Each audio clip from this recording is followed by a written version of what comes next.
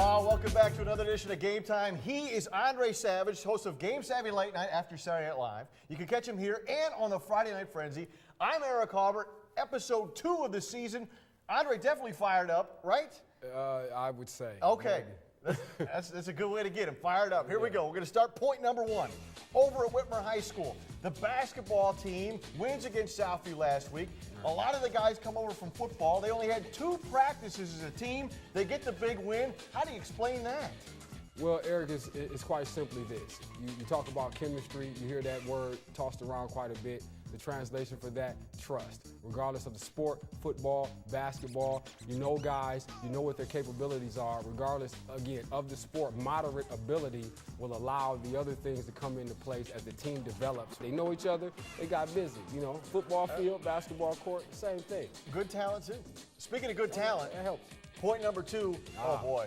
The UT Rockets lose their best player, a possible MAC MVP candidate. Right. Well, she was a candidate, but a WNIT MVP, Naama Shafir, out with a busted knee, done for the year.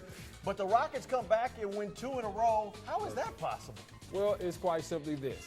Coach Cullop, obviously an excellent recruiter, talent Mason, if you will, because she brings in Miss Andola Dortch, and well, the player of the week named Monday obviously showed you that she's able to take on the task of being the team leader. But then when you have the junior leadership, Yolanda Richardson, doing what we know she can do, and now obviously the area and the college basketball world at large now knows that Miss Yo-Yo, that's right. You know, it's not a yo-yo inside the paint. Now, sometimes we step outside the box. It's a basketball forum, but we're going to step out, make a special occasion here.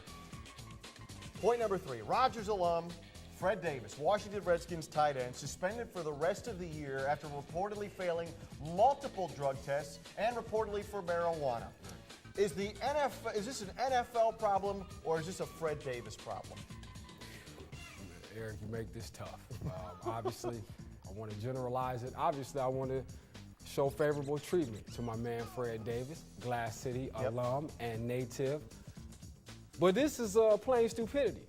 And I say that because, for me, it's this simple.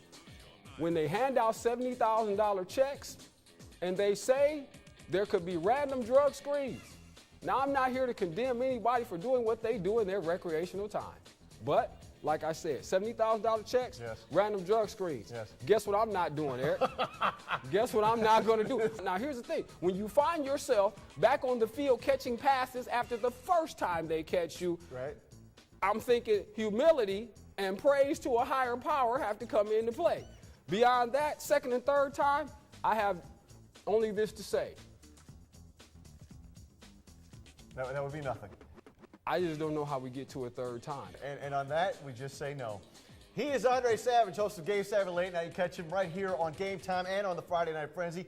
I'm Eric Haubert. This has been another thrilling edition and controversial of Game Time. We'll see you next week.